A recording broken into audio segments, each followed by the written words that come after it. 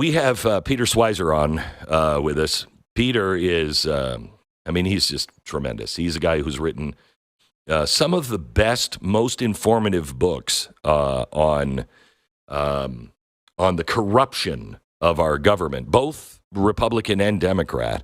He's with the Government Accountability Institute. He's the president there. And I asked him to look at Tim Walz and tell us who this guy really is, because he's a socialist, but is there any more to it? Peter, welcome to the program. Glenn, great to be with you as always, my old friend. And yeah, it's very interesting looking at Walz, particularly his relationship with China, and kind of contrasting it with the Bidens. The Bidens, of course, it was pretty much all transactional. They get paid. Joe Biden's policies on China changes. Tim Walz doesn't have that money, but I think he fits into the category of what used to be called a fellow traveler. He has a soft spot for the CCP. He has relationships there. And he's taken policies in Minnesota that are really quite stunning when you look at it in the context of what's going on with China. For instance, what? So a couple of examples. You've talked about it widely, as have others, this problem with these police departments, these overseas police departments that China has. These are designed to intimidate Chinese nationals living in the United States, American citizens, to not be critical of the CCP. And there have actually been reports of abductions. People have been abducted using these unofficial police stations to send people back to mainland China. Well, there's known to be 7 of them in the United States. One of them is in the Twin Cities. Now, Tim Walz has been very critical of the Minneapolis Police Department, police brutality, not treating people fairly. He has not uttered a word of criticism about this police station. Going even further, however, the organization, the so-called friendship organization that is running this police station in the Twin Cities, is part of a coalition with something called Minnesota Global, which is a pro-Walz-linked organization. So it's really quite interesting. The other thing I would look at, Glenn, is, again, you've talked about and others have talked about the fact that Americans are investing dollars in Chinese companies, and these Chinese companies are helping the Chinese military industrial complex grow and expand. And as a result of that, over the last 3 to 4 years, states like Texas, Florida have really curtailed their investments in China. And even states like Washington State and California have slowed their investments in China. One state stands in contrast to that. That's the state of Minnesota, that over the last 4 years, they've got $1.5 billion invested in China. 900 million of that has come in the last 3 or 4 years. And the chairman of the investment committee is the governor, Tim Walz.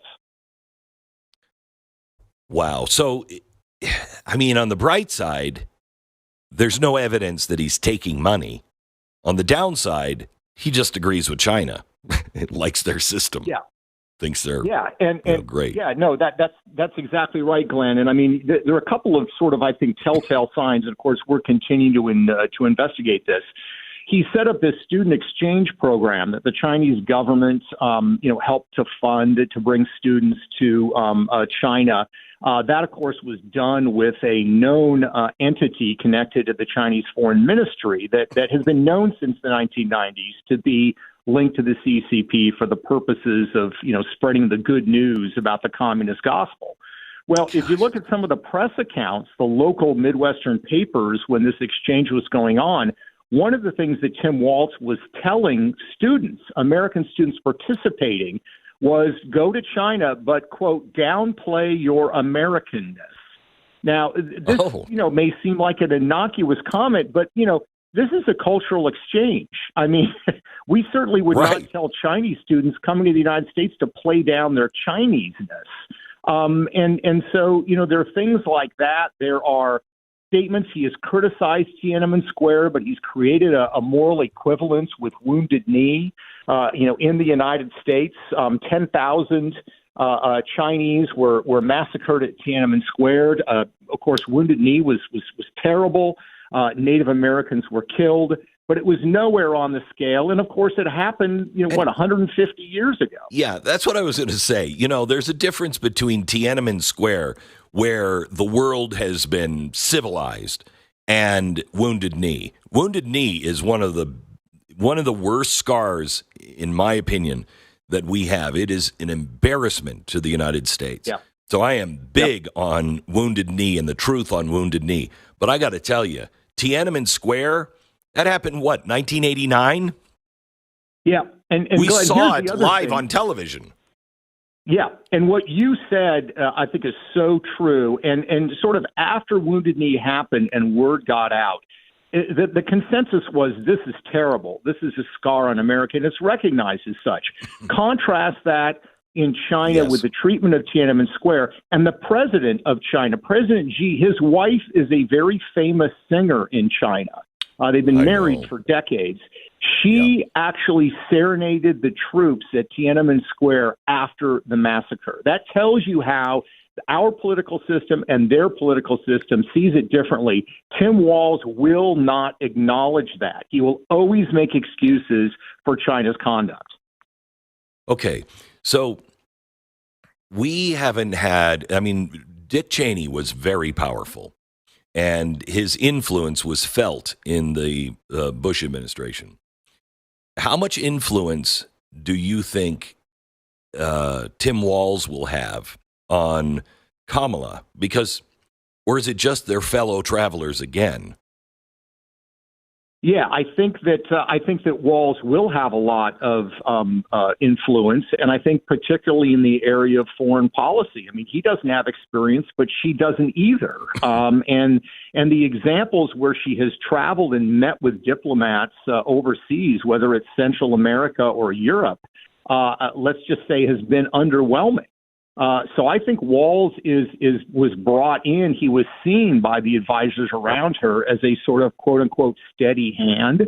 And the problem is, I think he kind of, Glenn, he views himself as kind of a China expert because he's traveled there 30 times and he's done these student exchanges. When he was inaugurated as the governor of Minnesota, very strange, he invited Chinese diplomats to it, which they did, to attend his inauguration as the governor of Minnesota. He's given speeches to these so-called cultural organizations. He gave one in 2019 that are actually front groups for the CCP, well known. So he knows just enough to be dangerous. And I think that he would be at the center of U.S. policy towards China, given that background. And of course, we would be in terrible hands if that were the case. Yeah.